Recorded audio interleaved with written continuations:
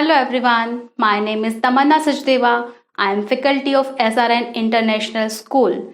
Today I will narrate a story. The title of the story is Two Cats and Monkey. Hello children, I am cat. My name is Tabby. Meow, meow. I am also cat. My name is Sabby. Oh wow, children, do you know I am monkey? My name is Ban. Yes, children, let's start the story. Tabby and Sabby were two cats. Once they found a piece of cake.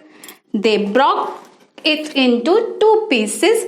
Tabby took one piece and Sabby took another. You have a bigger piece, said Tabby.